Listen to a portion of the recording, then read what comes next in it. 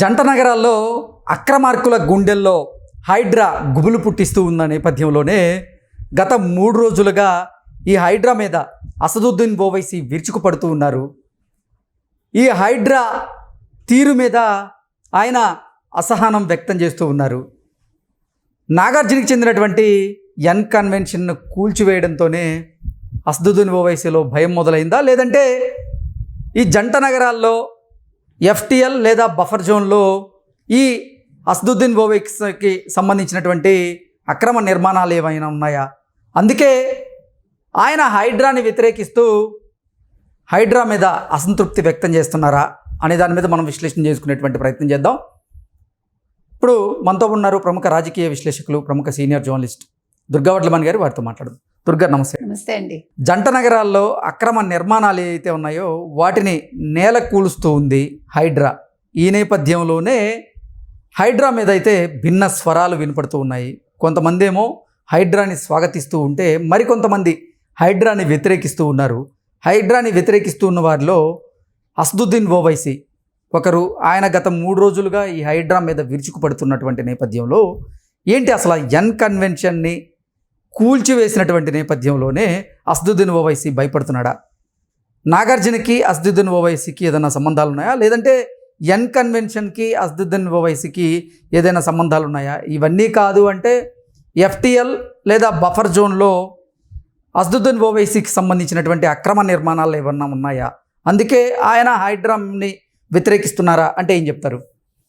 అంటే ఇప్పుడు N convention కూల్చగాలేంది వీళ్ళందరూ నా దాకా రారా అనేది ఆయన భయం. అంటే ఇప్పుడు వకఫ్ బోర్డు ఆస్తులు ఏవైతే ఉన్నాయో వాటి జోలికి ప్రభుత్వం ఎక్కడొస్తుందో నేను బాధ. ఓకే, మీకు మెయిన్ అది. అంటే వాళ్ళు అక్కడ ఎన్నో అక్రమాలు చేస్తారు కదా వాటి ద్వారా. అంటే ప్రతిదీ వాళ్ళు వకఫ్ బోర్డుకి సంబంధించిందనే చెప్తారు వాళ్ళు చాలా మట్టికి మనం చూసినట్టయితే. సో దాని మీద కేంద్రం కన్ను వేసింది. తర్వాత ఇప్పుడు మోదీ వల్లే ఇవంతా జరుగుతోంది అనేది ఆయన ఆరోపణ. బీజేపీ వల్లే ఇదంతా జరుగుతోంది అనేది ఆయన ఆరోపణ ఇవాళ చూసుకుంటే. అయితే అసలు హైదరాబాద్కి బీజేపీకి సంబంధం ఏముంది? అంటే తెలంగాణలో ఉంది కాంగ్రెస్ ప్రభుత్వం కదా. అదే అంటున్నా. ఇప్పుడు పెద్దన్నాన్న అన్నంత మాత్రాన రేవంత్ రెడ్డి ఏమి బీజేపీతో కుమ్మక్క అవ్వరు కదా, అవసరం కూడా లేదు. ఆయన తన పార్టీకి తన ప్రభుత్వం ఏర్పాటు చేసుకున్నారు, ముఖ్యమంత్రిగా కొనసాగుతున్నారు. కాబట్టి ఇవాళ ఎన్ కన్వెన్షన్ దృష్టిలో పెట్టుకుని ఇవాళ ఓవైసీ చాలా అంటున్నాడు ఆయన. ఏంటి మీరు ఎఫ్టిఎల్ ద్వారా ఇప్పుడు మరి అలా అనుకుంటే జిహెచ్ఎంసీ ఆఫీస్ కూల్చేస్తారా, నెక్లెస్ రోడ్డు ఏం చేస్తారు, మీరు తీసేస్తారా అక్కడ, ఎందుకంటే ఇవన్నీ నీటుకుంటలే అంటున్నాడు ఆయన. అదే విధంగా మీరు చెప్పినట్టు గోల్ఫ్ కోర్ట్ ఉంది అక్కడ, అదంతా మరి గోల్ఫ్ కోర్ట్ ఏం చేస్తారు అక్కడ? ఐఏఎస్లు ఐపీఎస్లు వాళ్ళు ఏమంటారు గోల్ఫ్ ఆడతారు, వాళ్ళు ఆడితే తీయరా, అవసరమైతే అది కూలుస్తారు. ఇప్పుడు ఎక్కడెక్కడ నీటిలో కట్టడం ఏంటండి అసలు? ప్రజలకి నీరు జీవాధారం అయినప్పుడు దాన్ని మీరు కబ్జా చేసేసి అక్కడ మేము పెద్ద పెద్ద ఇది బిల్డింగ్లు కట్టేస్తాము, లేకపోతే మేము ఆడుకుంటాము అక్కడ సరస్సులో అని, అది అర్థం ఉందా అసలు? అంటే ప్రజలకి తాగునీరు కూడా అందకుండా చేస్తాము అన్నప్పుడు రేవంత్ రెడ్డి లాంటి వాళ్ళు తీసుకునే ఈ హైడ్రా ఏదైతే పెట్టి ఆయన హైడ్రా తరఫున రంగనాథన్ ఆయన మొత్తం పర్యవేక్షిస్తూ వీటిని అన్నిటినీ కూల్చటం అనేది చాలా సమంజసం అనేది నారాయణ లాంటి వాళ్ళు కూడా చెప్తున్నారు. అసలు చెరువులు కుంటలు లేకపోతే ఈ వర్షపు నీరంతా ఎక్కడికి పోతుంది? ఆ వర్షపు నీరు గనక భూమిలోకి వెళ్ళకపోతే భూగర్భ జలాల పరిస్థితి ఏంటి? అదే మనకి తాగునీరు కానీ సాగునీరు కానీ ఎలా వస్తుంది అనే ఉద్దేశంతోనే అసలు ఈ జంట నగరాల్లో తాగునీటి సమస్య ఉండకుండా ఉండేందుకు, అలాగే ఈ ప్రభుత్వ భూములను ప్రభుత్వ ఆస్తులను పరిరక్షించేందుకే హైడ్రాని తీసుకొచ్చారు. అయితే హైడ్రాని ఎందుకు వ్యతిరేకిస్తున్నారు కొంతమంది? అంటే వారు కూడా అక్రమ నిర్మాణాలు చేపట్టారా, అందుకే ఈ హైడ్రాని వ్యతిరేకిస్తున్నారా అంటే ఏం చెప్తారు? ఖచ్చితంగా. ఇప్పుడు మనం తప్పు చేస్తేనే కదండి మనం భుజాలు తడుముకుంటాము. అంటే గుమ్మడికాయలు దొంగ ఎవరంటే భుజాలు తడుముకుంటారు, అదే కదా జరుగుతుంది. ఇప్పుడు ఓవైసీ లేకపోతే ఎందుకండి ఇట్లా మాట్లాడుతున్నాడు? హీ హ్యాస్ టు, అంటే దీన్ని ఆహ్వానించాలి ఆయన. చాలా బాగా చేస్తున్నారు అని కాంగ్రెస్ ఆయన ఇప్పుడు ఉన్నాడు కదా, ఇప్పుడు నిన్నటి వరకు బీఆర్ఎస్తో ఉన్నాడు.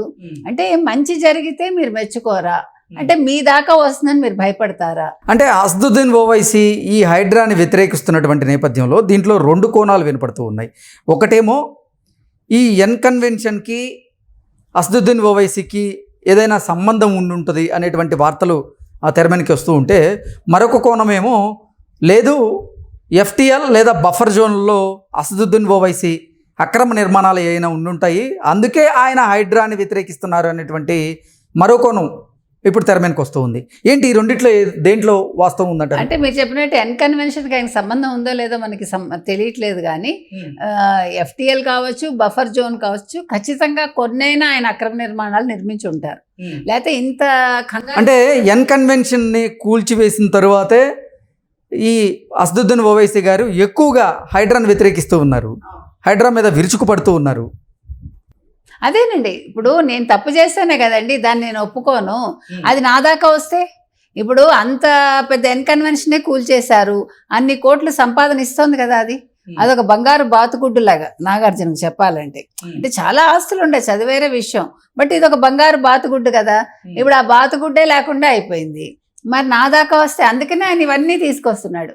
ఇప్పుడు హిమాయత్ సాగర్ పరిధిలో సిసిఎంబి కట్టలేదా, దాన్ని కూల్చేస్తారా, ఇవన్నీ మాట్లాడుతున్నాడు. కానీ ఒకప్పుడు నీటి ఎద్దడి వచ్చినప్పుడు, ఇలా వరదలు వచ్చినప్పుడు అవన్నీ చూశాక విశ్వేశ్వరయ్య గారు, మీకు తెలుసు మోక్షగుండం విశ్వేశ్వరయ్య గారిని పిలిచి ఆయన చెప్పిన ప్రకారం చేయబట్టే ప్రజలు ఈరోజు సుఖంగా బతుకుతున్నారు. హైదరాబాద్ కావచ్చు, సికింద్రాబాద్ కావచ్చు, జంట నగరాలు.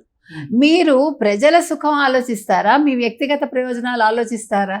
ఇప్పుడు మీరు చూసుకున్నారండి, హైదరాబాద్ జనాభా రోజు రోజుకి పెరుగుతోందా లేదా? ఒకప్పుడు ఎంత జనాభా ఉందండి, ఈరోజు ఎంత ఉందండి? ఈరోజు ఒక 2 రోజులు మనకు సెలవులు వస్తే ఆంధ్ర వాళ్ళు వెళ్ళిపోతే రోడ్ల పరిస్థితి ఎలా ఉందో మనం చూస్తున్నాం, ఎంత ఖాళీగా నిర్మానుష్యంగా ఉంటున్నాయి. మరో పక్క ఊళ్ళ నుంచి, చుట్టుపక్కల ఊళ్ళ నుంచి ప్రతి వాళ్ళు, అంటే ఒక వాచ్మెన్ గానో, ఒక పని వాళ్ళు గానో, లేదు ఒక కన్స్ట్రక్షన్ కార్మికులు గానో వచ్చేస్తున్నారు. వాళ్ళు ఊళ్ళల్లో పనులు దొరకట్లేదని సిటీకి వచ్చేసి ఇక్కడ ఎక్కడో ఒక చోట వాళ్ళు ఒక గుడిసె వేసుకోవటము, ఏదో ఒక రకంగా బతికేస్తున్నారు, ఎక్కడ ఖాళీ స్థలం ఉంటే అక్కడ. దాన్ని మనం ముందే మేల్కొని మనం, అంటే దాన్ని కట్టడి చేయకపోతే మొత్తం రాష్ట్రం అంతా కూడా ఇబ్బంది అయిపోతుంది కదా. ఇంకో కొద్దిగా ఒక 4-5 సంవత్సరాలు అయిందనుకోండి, వర్షం పడితే అందరం కూడా వరదల్లో ఉన్నట్టుగా ఉండాలి, అంటే ప్రతి ఇల్లు మునిగిపోతుంది. దానికి మనకి అసలు నీళ్లు వెళ్ళటానికి మార్గం ఉండదు. ఇప్పుడు మీరు చూసారు, ఎక్కడ పడితే అక్కడ ఈ నాళాల మీద కట్టేయటం వల్లే కదా మురుగునీరంతా బయటకు వచ్చేస్తుంది. సో అనారోగ్యం తర్వాత మనిషి అసలు బతుకుతాడా లేదా, ఎంతమంది చచ్చిపోతారో అనేది మనకు అప్పుడు తెలియదు. కాబట్టి ఇవన్నీ దృష్టిలో పెట్టుకుని రేవంత్ రెడ్డి వాళ్ళు ఏదైతే చేస్తున్నారో, తెలంగాణ ముఖ్యమంత్రి, దీన్ని అందరూ ఆహ్వానించాలండి. రాజకీయ నాయకులు అందరూ కూడా పార్టీలకు అతీతంగా ముందుకొచ్చి, రేవంత్ రెడ్డి గారు మీరు చేస్తున్నది మంచి పని, మీరు దీన్ని కొనసాగించండి, మా ఆస్తులుంటే కూడా మీరు పడగొట్టండి అని చెప్పాలి వాళ్ళు. అప్పుడు ప్రజలు మెచ్చుకుని రెండోసారి వాళ్ళని రానిస్తారు. లేకపోతే బీఆర్ఎస్ కనుమరుగవుతుంది, రేపొద్దున అసదుద్దీన్ ఓవైసీ కూడా ఏం వాయిస్ ఉండదు అప్పుడు.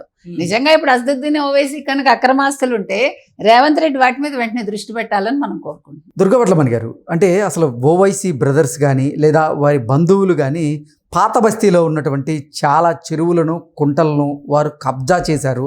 ఆ కబ్జా చేసినటువంటి స్థలాల్లో వారు ఆసుపత్రులను, కళాశాలను నిర్మించారు అంటూ కూడా వారి మీద కొన్ని ఆరోపణలు వస్తున్నాయి. అలాగే బండ్లగూడలో ఉన్నటువంటి ఫాతిమా ఓవైసీ కళాశాల కూడా ఆక్రమణకి గురైందని, అది అంటే ప్రభుత్వ భూముల్ని ఆక్రమించే ఆ కళాశాల నిర్మాణం జరిగింది, అందుకే ఇప్పుడు ఓవైసీ దీన్ని హైడ్రాని తప్పుపడుతున్నాడు అనేటువంటి వాదన తెర మీదకి వస్తూ ఉంది. దీన్ని ఎలా చూడాలి? మీరు చెప్పినట్టుగా ఇప్పుడు ఆదివారం ఆయన బయటకు వచ్చారండి, ఉరుమురు మంగళం మీద పడింది అంటారు. అలాగా ఇప్పుడు ఆయన బాధ ఏంటంటే, ఈ హైడ్రా మొత్తం వెళ్ళి ఎన్కన్వెన్షన్ నుంచి ఎక్కడ ఓవైసీ బ్రదర్స్ కబ్జా చేసిన, పాత బస్తీలో కబ్జా చేసిన చెరువులు కావచ్చు, అయితే మిగతా చోట్ల చేసినవి కావచ్చు, ఎక్కడ కూల్చేస్తారో అనే భయంతో ఆయన చాలా అంశాలు ప్రస్తావించారు. మీరు చెప్పినట్టు ఫలానా చోట అని చెప్తూ నెక్లెస్ రోడ్లో కూడా మీరు కూల్చేస్తారా అని అడిగాడు ఆయన. అయితే నిన్న ఆయన ఎక్కడ మాట్లాడారండి, బండ్లగూడలోని ఫతిమా కాలేజ్లో మాట్లాడారు. ఆ ఫతిమా కాలేజ్ ఎక్కడ కట్టారు, చెరువులో నడిబొడ్డును కట్టారు. ఇప్పుడు ఆయన బాధ అది, ఎక్కడ ముందు నావన్నీ కూడా పోతాయో, ఇప్పుడు ఓవైసీ హాస్పిటల్ పోతుందా, లేదు ఆయన ఇంతకు ముందు కబ్జా చేసిన చెరువుల్లో కట్టిన అక్రమ నిర్మాణాలన్నీ పోతాయా, ఈ ఫాతిమా కాలేజ్ పోతుందా, ఇప్పుడు ఆయన వణుకు పుడుతోంది ఆయనకి. అంటే ఇంతకాలం బీఆర్ఎస్ లో ఉండి 10 ఏళ్ళు ఆయన ఇష్టారాజ్యంగా ఉన్నారు. కేసీఆర్ కూడా ఆయనకు చాలా ఇంపార్టెన్స్ ఇచ్చారు, మజ్లిస్ చీఫ్ అని. తర్వాత ఎంత కాదన్నా ఎందుకనో ఆయనకి ప్రేమ ఎక్కువ, ఎవరికి, కేసీఆర్కి.